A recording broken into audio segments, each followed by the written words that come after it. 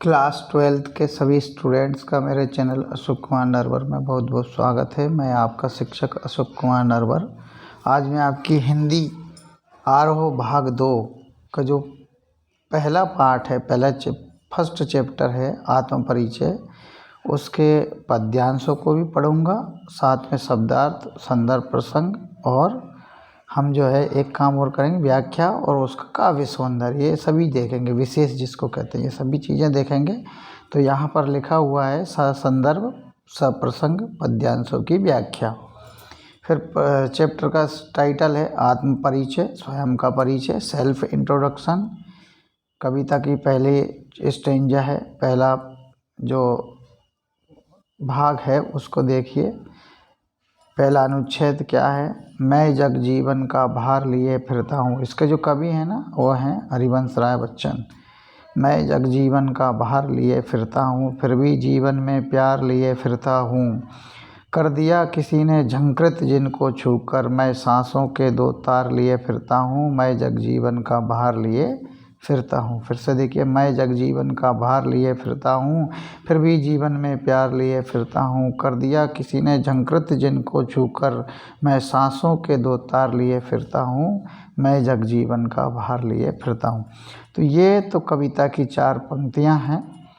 प्रथम अनुच्छेद है, प्रथम पद है, उसमें देखिए, जग जीवन, सांसारिक जीवन, दुनियादारी या सांसारिक गतिविधि, भार भजन, झंकृत यानी बजाना, तारों को छेड़कर स्वर निकालना, छूकर मन स्पर्श करना। संदर्भ आता है प्रस्तुत पद्यांश, या यह गेय पद भी है ना। तो हमारी पाठ्य पुस्तक आरोह भाग 2 में संकलित कविता, आरोह भाग 2 है, यहाँ लिखा नहीं है। संकलित कविता आत्म परिचय से अवतरित है या उद्धृत है। इसके रचयिता हरिवंश राय बच्चन है। डॉक्टर भी लिख सकते हैं, डॉक्टर हरिवंश राय बच्चन, यहाँ भी लिखा जा सकता है। प्रसंग में हमें संदर्भ में क्या करना पड़ता है हमें? सबसे पहले जो प्रस्तुत की गई है कविता पेपर में, जहाँ भी प्रस्तुत की गई हो तो प्रस्तुत कहेंगे। उसके पाठ्य पुस्तक का नाम ले लेते हैं, और कविता जो भी होती है उसका टाइटल लेते हैं, और फिर उस कविता को लिखने वाले कवि का नाम लेते हैं। ये ध्यान रखना। प्रसंग में हमें उस कविता की उन 4-6 पंक्तियों में किस घटना का वर्णन है, किस वाक्य को बताया गया, क्या प्रसंग है। प्रसंग मीन्स घटना है, कहानी, लघु कहानी क्या है। तो प्रसंग में बताया, प्रस्तुत पद्यांश में हरिवंश राय बच्चन जी ने आत्म परिचय का सजीव चित्रण किया है। आत्म परिचय, स्वयं के परिचय का सजीव चित्रण किया है। सजीव चित्रण मीन्स होता है जीता जागता चित्रण, ऐसा चित्रण जो हमें सजीव लगे, ऐसा लगे कि चलता फिरता चित्रण है। व्याख्या, सुप्रसिद्ध गीतकार बच्चन जी या हरिवंश राय बच्चन जी ने अपने जीवन का बोध कराते हुए लिखते हैं कि मेरा जीवन सांसारिक गतिविधियों से भरा है, इसमें अनंत उत्तरदायित्व एवं जिम्मेदारियां हैं। मैं उनके प्रति सचेत एवं सजग रहकर उनका निर्वाह भी करता हूँ। अनेक संघर्षों एवं कठिनाइयों के बावजूद मेरा जीवन नेह रस से परिपूर्ण है। नेह मीन्स प्रेम रस से परिपूर्ण है, भरा हुआ है, प्रेम रस से भरा हुआ है। परिपूर्ण मीन्स भरा हुआ है। मुझसे प्रेम करने वाले मेरे किसी अपने ने एक बार मेरे मन की वीणा की भावनाओं रूपी तारों को छूकर झंकृत कर दिया है। यहाँ पर ध्यान दीजिए, वीणा की भावनाओं रूपी, वीणा के भावनाओं रूपी शब्द आया है। तो इन 4 पंक्तियों में से जो रूपी शब्द जिस पंक्ति में आया वहाँ पर ये रूपक अलंकार को व्यक्त करती हैं। तो ये ध्यान रखना, ये रूपक अलंकार भी इसमें है। और जहाँ रूपक होता है, अन्य कोई अलंकार हो ना हो, अनुप्रास जरूर होता है। ध्यान रखिएगा, हर कविता में 100% हर जगह कहीं ना कहीं किसी न किसी स्थान पर तो अनुप्रास अलंकार होता ही है। तो ये बता दिया मैंने। उससे मेरा हृदय प्रेम से भरा हुआ है। मैं उसी स्नेहिल प्रेम तरंग के साथ सुखद स्मृतियों में जीता फिरता हूँ। फिर से देखिए, सुप्रसिद्ध गीतकार डॉक्टर हरिवंश राय बच्चन जी ने अपने जीवन का बोध कराते हुए लिखा है या लिखते हैं कि मेरा जीवन सांसारिक गतिविधियों से भरा हुआ है, इसमें अनंत उत्तरदायित्व एवं जिम्मेदारियाँ हैं। मैं उनके प्रति सचेत एवं सजग रहकर उनका निर्वाह करता हूँ। अनेक संघर्षों एवं कठिनाइयों के बावजूद मेरा जीवन नेह रस से परिपूर्ण है, यानी प्रेम रस से परिपूर्ण है। मुझसे प्रेम करने वाले मेरे किसी अपने ने एक बार मेरे मन की वीणा के भावनाओं रूपी तारों को छूकर झंकृत कर दिया है, यानी स्वर निकाल दिया है। उससे मेरा हृदय प्रेम से भरा हुआ है। मैं उसी स्नेहिल प्रेम तरंग के रूप में सुखद स्मृतियों में जीता फिरता हूँ। तो ये हो जाती है व्याख्या। अब देखते हैं हम इसका काव्य सौंदर्य। काव्य सौंदर्य माने कविता में किन किन तत्वों से काव्य की सुंदरता या ये प्रस्तुत कविता की सुंदरता को किन किन तत्वों ने बढ़ाया है, उन तत्वों पर ध्यान देते हैं, जिसमें भाषा, छंद, अलंकार, रस जो भी आया हो, शब्द गुण आदि, शब्द शक्ति जो भी आया हो, उन सबको अगर इसमें लिख देते हैं तो प्रस्तुत कविता में कवि ने निजी विगत जीवन का यथार्थ बोध कराया है। ये तो कहा है कि इसमें किस चीज़ का बोध कराया कवि ने, तो विगत जीवन, विगत माने बीते हुए जीवन को, भूतकाल के जीवन को बताया। और किसके जीवन को, उनके स्वयं के जीवन को, इसलिए कहा निजी विगत जीवन, उनके स्वयं के जीवन का यथार्थ बोध कराया जो बीत चुका है। कवि अपने सांसारिक उत्तरदायित्वों के प्रति सजग है, सचेत है, सावधान है। उन्हें अपने सांसारिक उत्तरदायित्वों के प्रति सजग है।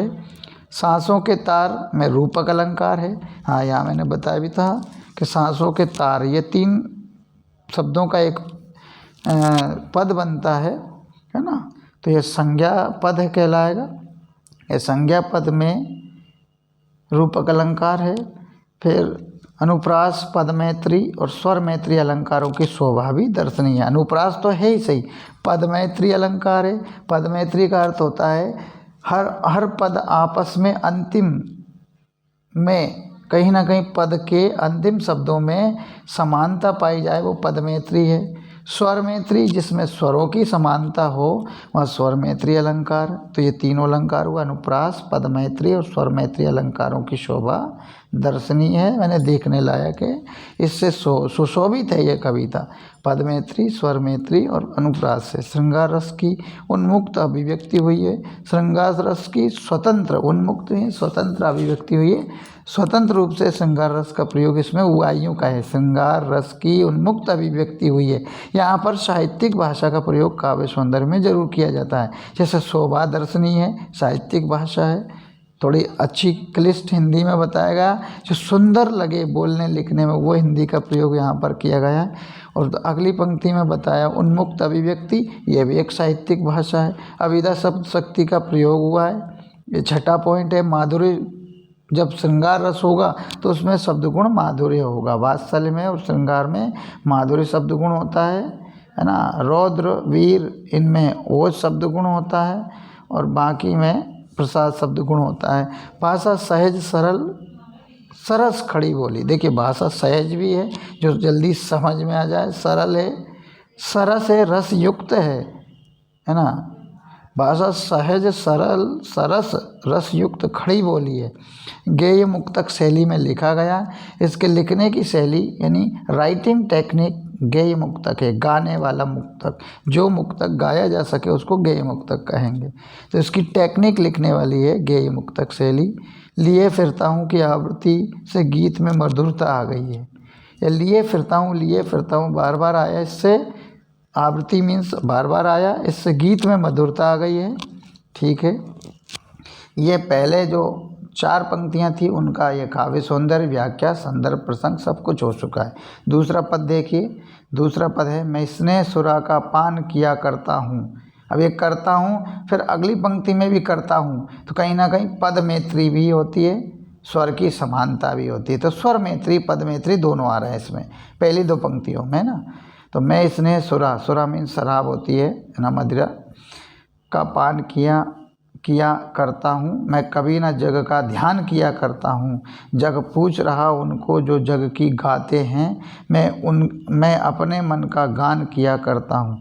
तो ये करता हूँ जहाँ जहाँ आया है यहाँ इससे पद मैत्री सिद्ध होती थी। यहाँ पद मैत्री अलंकार होगा। व्यंजन वर्णों की आवृत्ति ज़्यादा बार हो जाती है, इसलिए है ना। किया करता में का वर्ण की आवृत्ति ज़्यादा बार हुई है, कहीं ना कहीं यह अनुप्रास भी है।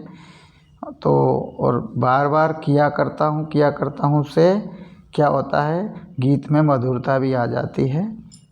ये यहाँ भी बताया गया।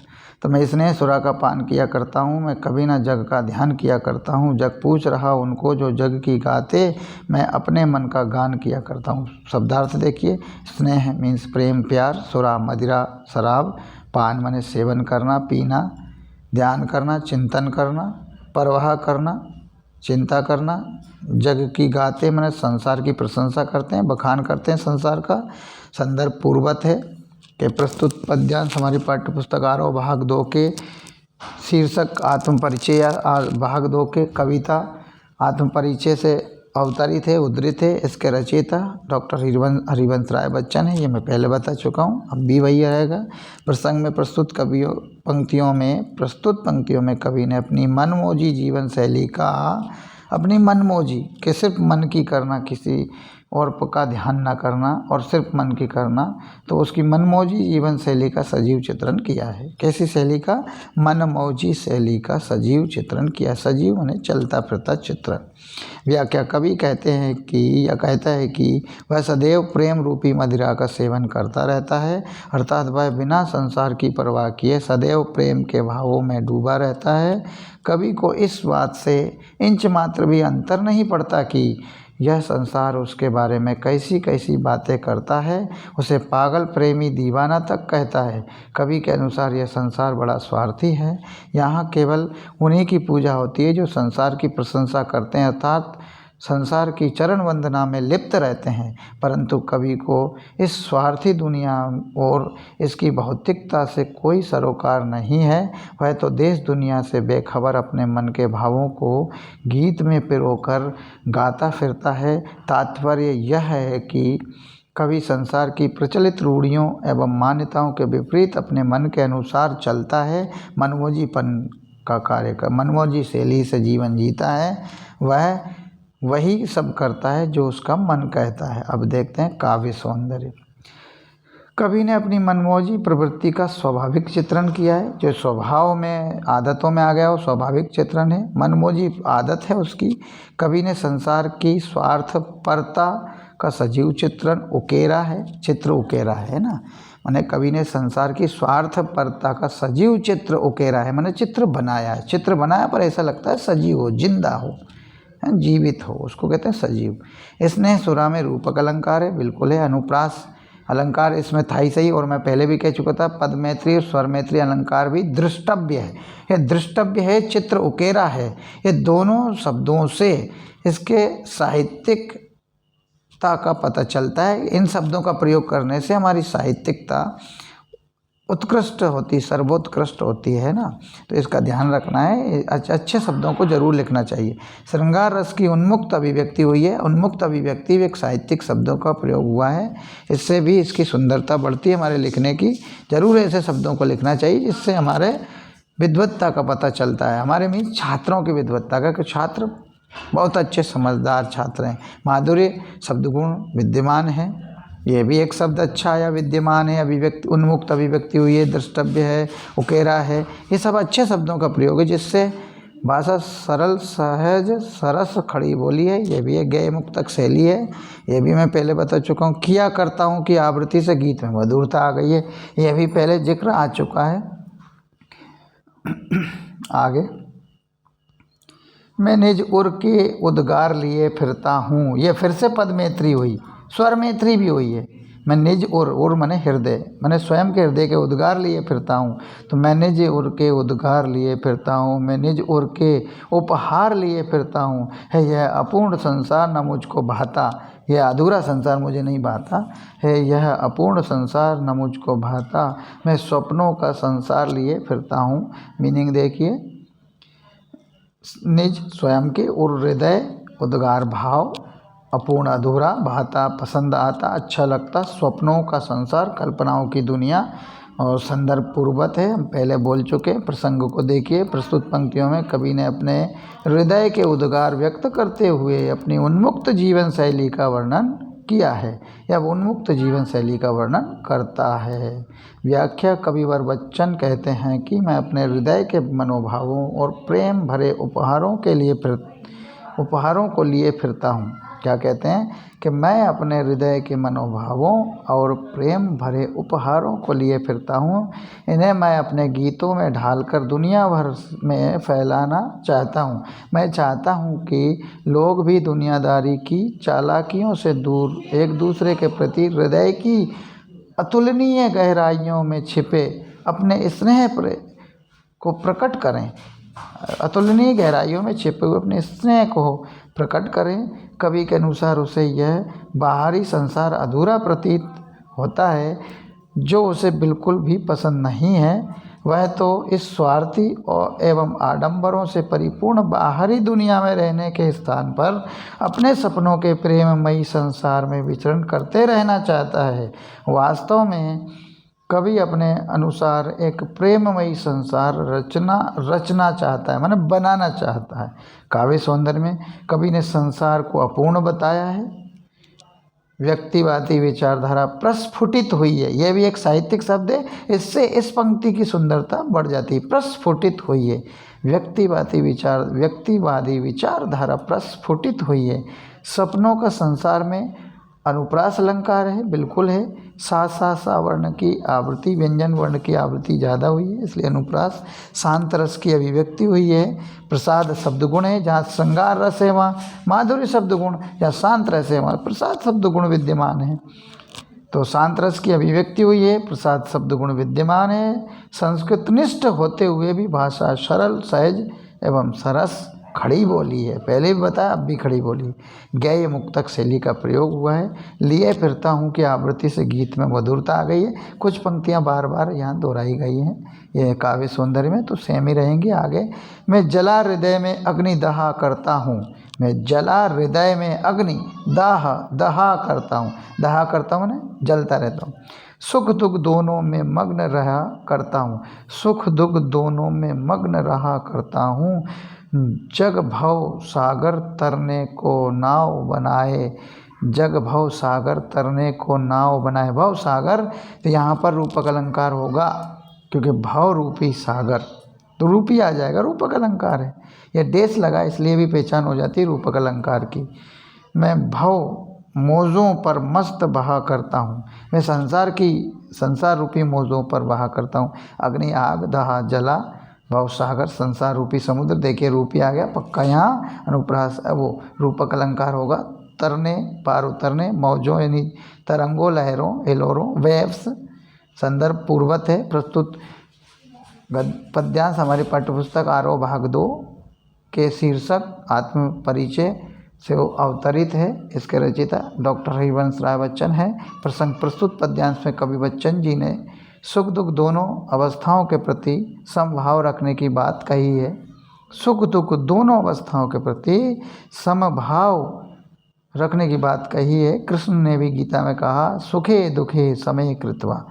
यही कवि बच्चन ने भी कहा है। व्याख्या छायावाद के सुप्रसिद्ध गीतकार हरिवंश राय बच्चन कहते हैं कि मैं स्वयं अपने हृदय में प्रेम की अग्नि प्रज्वलित करके उसमें जला करता हूँ। उस पहले तो प्रेम रूपी अग्नि को हृदय में प्रज्वलित करता हूँ, जलाता हूँ, फिर उसी में खुद जला करता हूँ।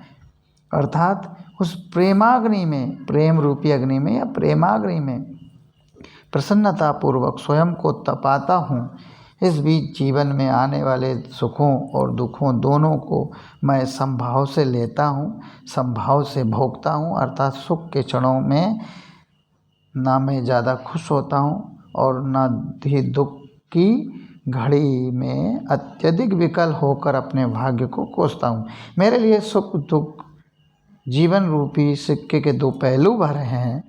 कवि संसार के दूसरे लोगों को उद्धृत करते हुए कहते हैं कि लोग इस संसार रूपी सागर में से पार उतरने के लिए, ये रूपी आया संसार रूपी सागर, तो रूपी आया रूपक अलंकार, से पार उतरने के लिए नाव रूपी, फिर रूपी आया रूपक अलंकार, नाना प्रकार के साधन एकत्रित करते फिरते हैं। जबकि वह तो इस विपदा रूपी संसार की प्रचंड लहरों में ही रमे रहना चाहते हैं और फिर इन हिलोरों में बेफिक्री के साथ बहकर डूबते उतराते रहते हैं। डूब जाते हैं फिर ऊपर उतरा जाते हैं, है ना, तैरते रहते हैं। उतराते माने तैरते रहते हैं। अभिप्राय है कि अभिप्राय यह है कि कभी संसार रूपी सागर, तो फिर से रूपी आया तो रूपक अलंकार, सागर की तरंगों में मस्त होकर बहता है, उसे संसार की तथा दूसरे लोगों की लेस मात्र भी चिंता नहीं है।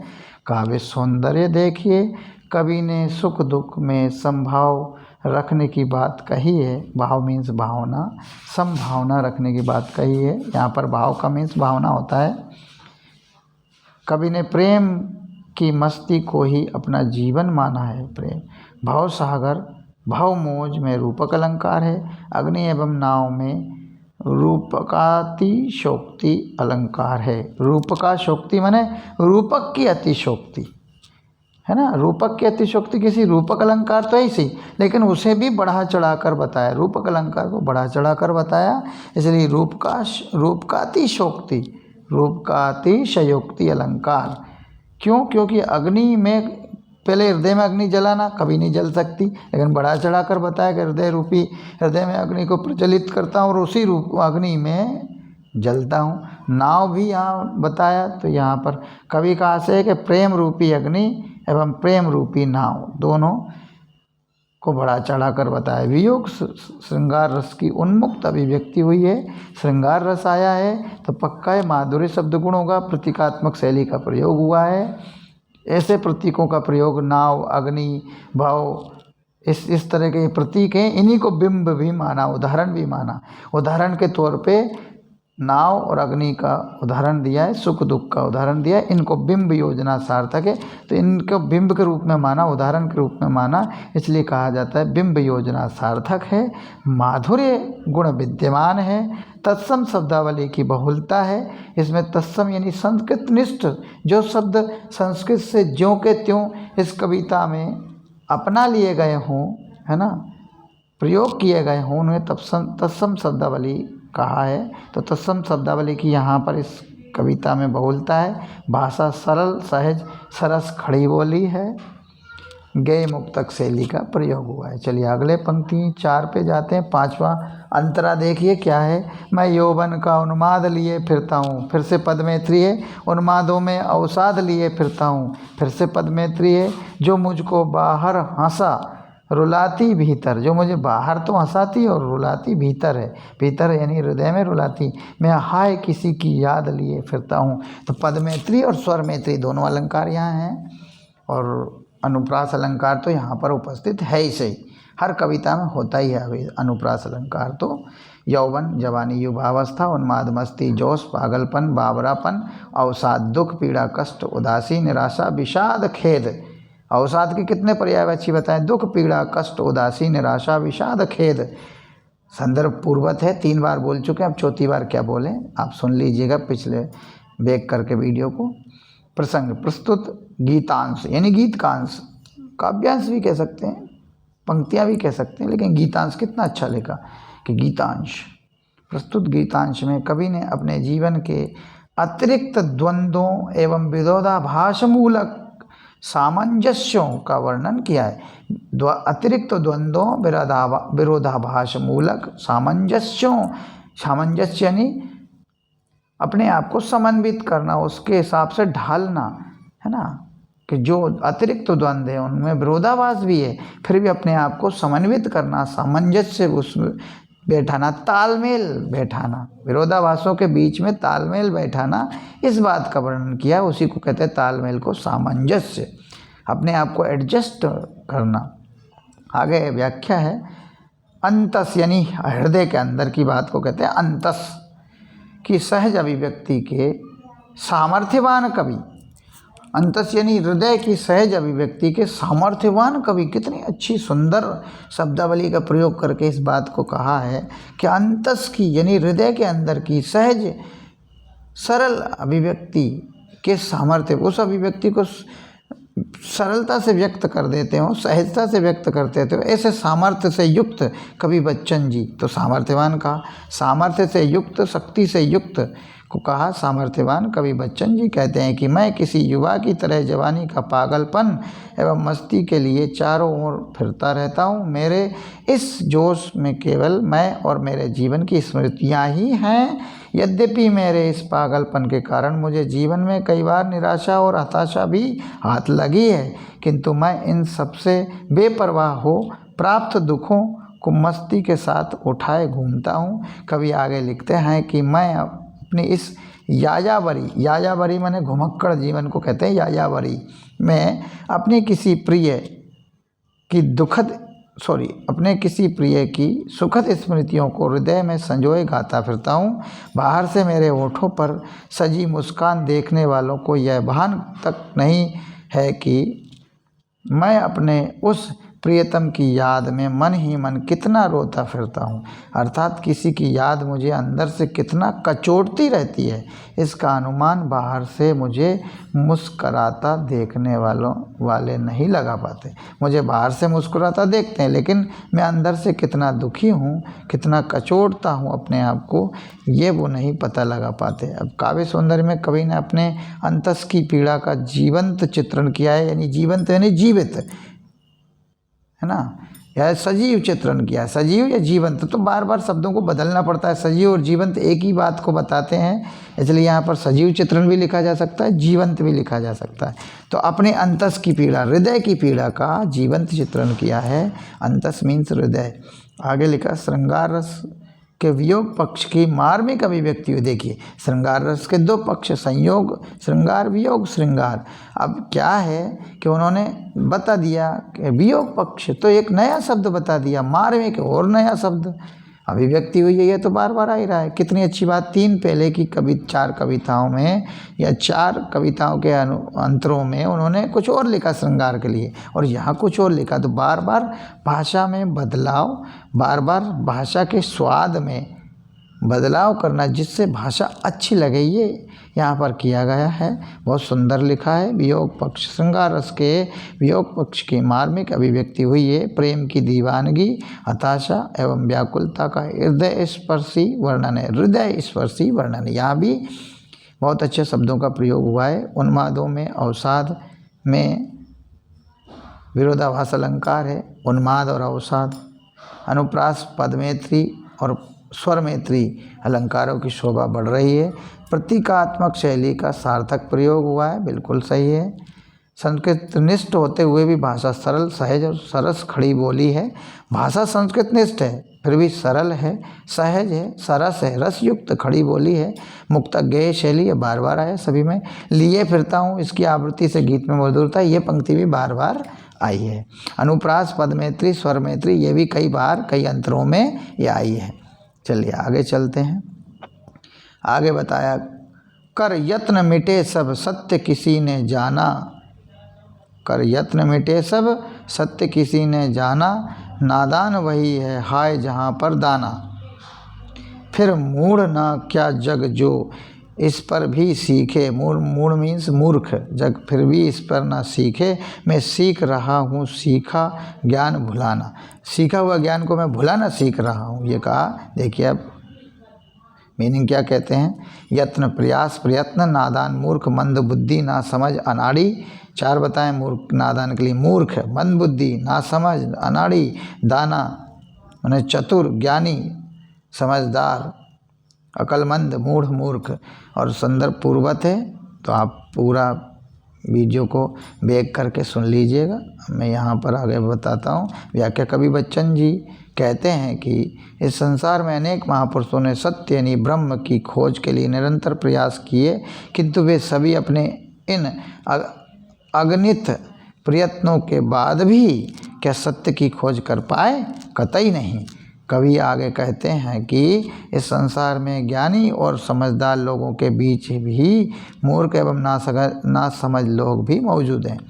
मतलब इस संसार में ज्ञानी और समझदार लोगों के बीच भी मूर्ख और ना समझ अनाड़ी लोग भी मौजूद हैं। प्रत्येक व्यक्ति सत्य की खोज में भौतिक उपादानों की और, ये दिशा के लिए और जब लिखते हैं एक मात्रा वाला है ना, उपादानों की ओर दौड़ रहा है। वे इतना सत्य भी नहीं समझ पाते हैं कि उनकी यह भाग दौड़ वास्तविक सत्य की खोज के लिए नहीं है। मैं तो इस सत्य को भली भांति पहचान चुका हूँ और इसलिए उस परम सत्य ब्रह्म की खोज की प्रक्रिया में इस दुनियादारी के सीखे हुए भौतिक ज्ञान को भुलाने का लगातार प्रयास कर रहा हूँ। देखिए काव्य सौंदर्य, कवि ने जीवन के अंतिम लक्ष्य सत्य यानी ब्रह्म की खोज की बात की है। अंतिम लक्ष्य सत्य की खोज की बात की है, ब्रह्म की खोज की बात की है। कवि ने दुनियादारी की दौड़ को व्यर्थ बताकर उससे बचने की सलाह दी है। कर यत्न मिटे सब सत्य किसी ने जाना पंक्ति में अनुप्रास अलंकार है, बार बार व्यंजन वर्ण की आवृत्ति हुई है। नादान वही हाय जहाँ पर दाना पंक्ति में सूक्ति तुल्य प्रभाव उत्पन्न हुआ है ना। किसी अन्य के द्वारा कही हुई बात जो कि अच्छी हो उसे कहते हैं सूक्ति। सु मने अच्छी, उक्ति मने कही हुई बात। प्रश्न शैली के कारण काव्य में सौंदर्य आ गया। यहाँ पर प्रश्न शैली का प्रयोग हुआ है, इससे काव्य में, कविता में, ऐसे अंतरे में सौंदर्य आ गया, सुंदरता आ गई है। प्रतीकात्मक शैली का प्रयोग हुआ है। बहुत सारे उपादानों का प्रतीक के रूप में प्रयोग हुआ है, जिनको बिंब भी कहते हैं। बिंबों का प्रयोग भी हुआ है। शांत रस एवं प्रसाद शब्द गुण मौजूद है। शांत के साथ हमेशा प्रसाद शब्द गुण का ही जोड़ा होता है। जहाँ पे रस होते हैं वहाँ शब्द गुण जरूर होते हैं। भाषा सरल सहज सरस खड़ी बोली है। गए मुँह तक का प्रयोग हुआ है ना। और यहाँ पर वो अंतिम पंक्ति यहाँ नहीं बताई गई। चलिए अगला अंतरा देखते हैं। मैं और जग और, मैं और जग और, मैं और जग और, मैं और कुछ हूँ जग और कुछ है, कहाँ तक का नाता, मैं बना कितने जग रोज मिटाता। मैं कितने जगहों को बना कर मिटाता हूँ। मैं बना कितने जग रोज मिटाता। तो यहाँ पर बना शब्द की आवृत्ति 2 बार हुई है। साथ में बना शब्द का अर्थ भी नहीं बदला। तो यहाँ पुनरुक्ति प्रकाश अलंकार होगा। और बना शब्द बार बार आवृत्ति होने पर अगर इसके दोनों बना के अर्थ अलग अलग होते तो यहाँ पर यमक अलंकार होता है। जैसे कनक कनकते सोगुनी, पहले कनक का अर्थ धतूरा, दूसरे का सोना, या पहले का सोना तो दूसरे का धतूरा। तो एक और भी कविता है, सारंग ले सारंग चली कर सारंग की ओट, सारंग झीनी जानी के सारंग कर गई चोट। ये जो कविता है इसमें सारंग शब्द का प्रयोग 5 बार हुआ है, 5 बार अलग अलग अर्थ है। तो सारंग वाली कविता की पंक्ति में यमक अलंकार है। लेकिन यहाँ बना का अर्थ नहीं बदला, इसलिए अनुप्रास अलंकार है। जग जिस पृथ्वी पर जोड़ा करता वैभव मैंने ऐशो आराम की चीज़ है। मैं प्रतिपग से उस पृथ्वी को ठुकराता हूँ। जहाँ पर लोग वैभव ऐशो आराम को जोड़ते हैं, मैं उसी पृथ्वी को ठुकराता हूँ। मैं और जग और, मैं और जग और, कहाँ तक का नाता, मैं बना कितने जग रोज मिटाता। जग जिस पृथ्वी पर जोड़ा करता वैभव, मैं प्रतिपक्ष से उस पृथ्वी को ठुकराता। ये कविता की 7वीं पंक्तियां हैं या 7वां अंतरा है। शब्दार्थ देखिए, नाता, संबंध, वैभव, सुख सुविधाएं, समृद्धि, ऐश्वर्य, ऐशो आराम, सुख सुविधाएं, समृद्धि, ऐश्वर्य, प्रतिपग, प्रत्येक कदम। पूर्वत है संदर्भ प्रसंग में प्रस्तुत पंक्तियों में कविवर वंचन ने संसार से स्वयं के द्वंद्वात्मक संबंधों के बारे में बताया। संसार से जो उनके द्वंद्वात्मक संबंध है, द्वंद्वात्मक, जब द्वंद्व लेके दोनों दा के नीचे वाह है। व्याख्या, कवि कहते हैं कि मेरा स्वभाव दुनिया के स्वभाव से सर्वथा विपरीत है। जहाँ मैं एक भावनाप्रद इंसान हूँ, भावना से युक्त इंसान हूँ, वहीं यह जग सदैव भौतिक सुख सुविधाओं को एकत्रित करने में प्रयत्नशील रहता है। ऐसे में मेरा और इस संसार का भला कैसे कोई संबंध हो सकता है। मैं तो ना जाने इस संसार जैसे कितने काल्पनिक संसार नित्य रोज प्रतिदिन, मतलब नित्य रोज माने प्रतिदिन, बनाता हूँ और फिर अपनी ही धुन में उन्हें मिटाकर कल्पनाशीलता के सागर में नव निर्माण माने नया निर्माण, न्यू क्रिएशन है ना, नव निर्माण के लिए डूबा जाता हूँ। अर्थात एक आदर्श और एवं संवेदनशील संसार के निर्माण की चाह में सदा प्रयत्नशील रहता हूँ। अर्थात एक आदर्श एवं संवेदनशील संसार के निर्माण की चाह में सदा प्रयत्नशील रहता हूँ। जिस पृथ्वी पर यह संसार सदा भौतिक सुख सुविधाओं और धन ऐश्वर्य को जोड़ने में उम्र भर लगा रहता है, मैं उससे प्रभावित हुए बिना उसके विपरीत अपने प्रत्येक चरण से उस पृथ्वी को ठुकराता फिरता हूँ। अर्थात मुझे सुख समृद्धि अर्थात मुझे सुख समृद्धि और धन संपदा की तनिक भी चाह नहीं है। सुख संपत्ति, सुख समृद्धि और धन संपदा की तनिक भी चाह नहीं है। आगे है काव्य सौंदर्य, देखते हैं। संसार के साथ स्वयं के द्वंद्वात्मक संबंधों का सजीव चित्रण किया है, यानी जीवंत चित्रण किया है। वो जीवंत और सजीव एक ही बात है। कवि ने सांसारिकता को ठुकराने की बात कही है। कहाँ का नाता पंक्ति में प्रश्न अलंकार है, जहाँ पर प्रश्न किया जाता है प्रश्न अलंकार। और की आवृत्ति में यमक अलंकार की छटा है। और का मतलब यहाँ पर अलग अलग है, इसलिए और की आवृत्ति से यमक अलंकार की छटा दर्शनीय है। यहाँ भी साहित्यिक शब्द का अच्छा प्रयोग हुआ है। बना बना में पुनरुक्ति प्रकाश अलंकार है, मैं पहले बोल चुका हूँ। प्रतीकात्मक शैली का प्रयोग हुआ है, कई प्रतीक या बिंबों का प्रयोग हुआ है। प्रसाद गुण है, क्यों है? क्योंकि यहाँ पर शांत रस की है द्रष्टव्य, यहाँ पर शांत, इस अंतर्य में कविता के में शांत रस दृष्टव्य है, इसलिए शब्द गुण उपस्थित है। भाषा सरल सहज सरस खड़ी बोली है, गेय मुक्तक शैली का प्रयोग हुआ है। 8वीं कविता ये कहती है, मैं निज रोदन में राग लिए फिरता हूँ, शीतल वाणी में आग लिए फिरता हूँ। वाणी शीतल है फिर भी आग लिए फिरता हूँ। मैं निज अपने खुद के रोने में राग, रोने में भी राग लिए फिरता हूँ। राग माने रोने में भी कुछ अच्छाई है, रोने में भी स्वर है ना। मैं निज रोदन में राग लिए फिरता हूँ, शीतल वाणी में आग लिए फिरता हूँ। हूँ माने बहुवचन में हूँ जिस पर भूपों के प्रसाद निछावर, प्रासाद माने महल, भूप माने राजा। हूँ जिस पर भूपों के प्रासाद निछावर, मैं जिस पर भूपों के महलों को निछावर कर दूँ, वह खंडहर का भाग लिए फिरता हूँ। निज स्वयं अपने रुदन रोना दुख, राग प्रेम, अनुराग प्रेम, विराग प्रेम ना होना। ठीक है। आग आवेश जोश, आग का मतलब यहाँ आवेश और जोश है, आग का मतलब अग्नि नहीं है। भूपों माने राजाओं, प्रासाद महल, निछावर अर्पण करना, समर्पित करना, खंडहर भग्नाशेष, जो चीज़ें नष्ट हो गई है उनके कुछ भाग शेष बचे, उनको कहते हैं भग्नाशेष। भग्न मीन्स टूटे फूटे अवशेष, है ना। प्रसंग संदर्भ पूर्वक है इसी प्रसंग। प्रस्तुत पद्य में या पद्यांश में या गीतांश में कवि ने अपनी स्वभावगत विशेषताओं का सुंदर वर्णन किया है। व्याख्या, कवि कहते हैं कि या कविवर हरिवंश राय बच्चन कहते हैं कि मेरी पीड़ा में भी एक विशिष्ट प्रकार का प्रेम छिपा हुआ है। मैं अपने गीतों में अपनी इसी प्रेम जड़ित पीड़ा को पिरोकर गाता फिरता हूँ। प्रेम जड़ित, प्रेम से जुड़ी हुई पीड़ा को, तो जड़ित पीड़ा को पिरोकर गाता फिरता हूँ। यद्यपि गीत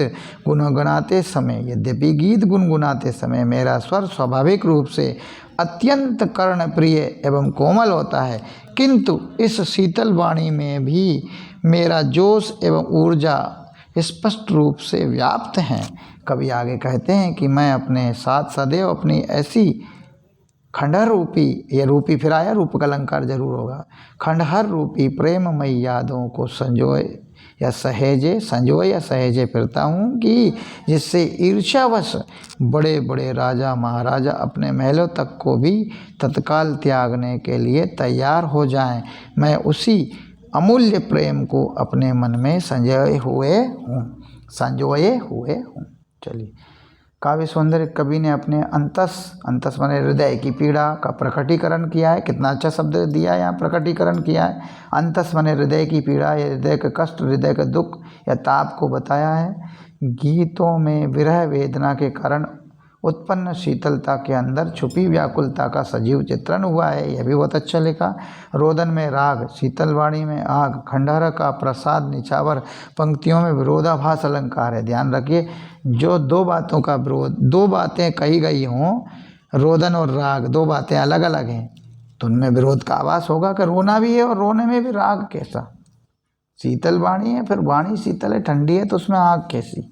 तो राग तो गर्म होती है और वाणी शीतल है, फिर ये तो विरोध हो रहा है। और जब दो बातों में विरोध पाया जाता हो, विरोध का आभास बताने वाली बात सिद्ध होती हो, विरोधाभास अलंकार होता है। श्रृंगार रस की वियोगावस्था मैंने वियोग श्रृंगार की उन्मुक्त अभिव्यक्ति हुई है। वियोगावस्था माने वियोग की अवस्था या वियोग श्रृंगार की उन्मुक्त अभिव्यक्ति हुई है। अच्छे शब्दों में लिखा। प्रतीकात्मक शैली का प्रयोग हुआ है। माधुर्य शब्द गुण विद्यमान है। लक्षणा शब्द शक्ति का प्रयोग भावानुकूल है, यानी भावनाओं के अनुकूल लक्षणा शब्द शक्ति का प्रयोग हुआ है। और लक्षणा शब्द शक्ति यह कहती है कि बात कहने के शब्द अलग होते हैं और उनका जो अर्थ होता है वो किसी और जगह लक्ष्य करके कहा जाता है। भाषा सरल, सहज, सरस, तत्सम शब्दावली युक्त खड़ी बोली है। गेय मुक्तक शैली है। और फिर से लिए फिरता हूँ कि आवृत्ति से गीत में मधुरता आ गई है। पुरानी पंक्तियों से नवी पंक्तियों में रोया इसको तुम कहते हो गाना, में फूट पड़ा तुम कहते हो छंद बनाना। क्यों कभी कहकर संसार मुझे अपनाए, मैं दुनिया का हूँ एक नया दीवाना। मैं रोया इसको तुम कहते हो गाना, मैं फूट पड़ा तुम कहते हो छंद बनाना। क्यों कभी कहकर संसार मुझे अपनाए, मैं दुनिया का हूँ एक नया दीवाना। चलिए, फूट पड़ा जोर से रोना, अत्यधिक आवेग में आना, दीवाना पागल मस्त। संदर्भ पूर्वत है। प्रसंग प्रस्तुत पंक्तियों में कविवर हरिवंश राय बच्चन ने अपने हृदय की पीड़ा का सरल या सफल चित्रण किया है। सफल चित्रण किया है। अपने हृदय की पीड़ा का सफल चित्रण किया है। अपने हृदय की सफल पीड़ा का सफल चित्रण किया है। व्याख्या कवि कहता है कि मेरी मतलब यहाँ कविवर हरिवंश राय बच्चन कहते हैं कि मैं मेरी प्रेम के वियोग से उत्पन्न पीड़ा के कारण जब जब रोया तुमने, यानी संसार ने उसे मेरा गाना समझा। मेरी पीड़ा जब अत्यधिक बढ़ गई और मेरा मन अपनी कविताओं गीतों के माध्यम से चित्कार उठा तो तुमने उसे छंद की संज्ञा दे दी। मेरे छंदों में तो मेरा प्रेमातुर क्रंदन फूटा है, प्रेम से युक्त रोना फूटा है। क्रंदन मीन्स रोना। वास्तव में मेरे गीतों में मेरे अंतस के रुदन की शब्दाभिव्यक्ति है, यानी मेरे हृदय में छुपे हुए रुदन के शब्दों की अभिव्यक्ति है, मात्र है, शब्दाभिव्यक्ति मात्र है। वास्तव में मेरे गीत तो मेरे अंतस यानी हृदय के अंदर के रुदन की यानी रोने की शब्दाभिव्यक्ति मात्र है। ऐसे में जब मैं मेरे मन के भावों के प्रकटीकरण के लिए गीतों को गाता फिरता हूँ तो दुनिया द्वारा मुझे गीतकार अथवा कवि कहने का आश्चर्य होता है। सच्चाई तो यह है कि संसार द्वारा मुझे कभी कहलवाना पसंद नहीं है। मेरे गीत तो मेरे मन की उथल पुथल के फलस्वरूप उत्पन्न पीड़ा को व्यक्त करने का माध्यम है। ऐसे में मुझे दुनिया द्वारा कवि के रूप में पुकारा जाना समझ नहीं आता। मैं तो अपनी धुन में मस्त इस दुनिया का एक नया दीवाना हूँ। कवि ने गीतों के पीछे उसका रुदन छिपे होने की बात कही है। कवि स्वयं को एक पेशेवर कवि के स्थान पर प्रेम में डूबा मस्त फकीर कहलवाना पसंद करता है। क्यों कभी कहकर पंक्ति में अनुप्रास अलंकार है, क्यों कभी कहकर अपनाए पंक्तियों में प्रश्नालंकार है, क्योंकि यहाँ प्रश्न किया गया है। श्रृंगार रस के वियोग पक्ष की उन्मुक्त अभिव्यक्ति हुई है। मैं और तुम की संबोधन शैली के चलते पद्यांश में सजीवता आ गई है। मैं और तुम के संबोधन शैली से पद्यांश में सजीवता आ गई है। संस्कृत के तत्सम एवं तद्भव शब्दों का प्रयोग हुआ है। बिंब योजना सटीक व सार्थक है। गेय मुक्तक शैली का प्रयोग हुआ है। अब 10वां अंतरा। मैं दीवानों का वेश लिए फिरता हूँ, मैं मादकता निशेष लिए फिरता हूँ।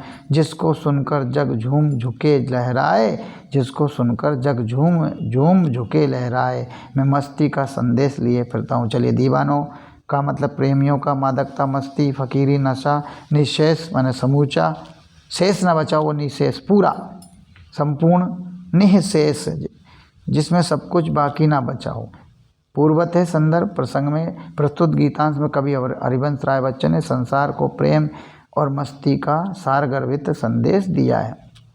व्याख्या कवि कहता है कि मैं प्रेम की स्मृतियों में डूबा दीवानों का सा रूप धारण करके पूरी दुनिया में घूमा फिरता हूँ और जहाँ भी जाता हूँ अपने गीतों में छुपी संपूर्ण मादकता को जीता हूँ। अर्थात मेरे गीतों में प्रेम की संपूर्ण मस्ती छाई रहती है। मैं प्रेम और श्रृंगार के गीत गाता हूँ जिन्हें सुनकर सुनने वाले प्रेम में वशीभूत हो झूमने लगते हैं। वे अपने झूठे अहंकार को छोड़ प्रेम की सत्ता के समक्ष नत हो जाते हैं, यानी झुक जाते हैं। नत हो जाते माने झुक जाते हैं और मेरे गीतों की मस्ती लहराने लगते हैं और मेरे गीतों की मस्ती में लहराने लगते हैं। मैं अपने गीतों के माध्यम से दुनिया भर के लोगों के लिए प्रेम और मस्ती का संदेश लिए फिरता हूँ। चलिए, काव्य सौंदर्य। कवि जग को प्रेम और आनंद का संदेश देना चाहता है। कवि की स्वभावगत मस्ती उसके गीतों में स्पष्ट दृष्टिगोचर होती है। बहुत अच्छे शब्द का प्रयोग हुआ है, दृष्टिगोचर होती है। झूम झुके पंक्ति में अनुप्रास अलंकार की छटा है। श्रृंगार रस के वियोग पक्ष की उन्मुक्त अभिव्यक्ति हुई है और जहाँ पर श्रृंगार रस हो वहाँ माधुर्य शब्द गण उपस्थित होता है, तो उपस्थित है। अभिधा शब्द शक्ति का सुंदर प्रयोग हुआ है, यानी बात एक होती है और अर्थ उसके सीधे सीधे आए।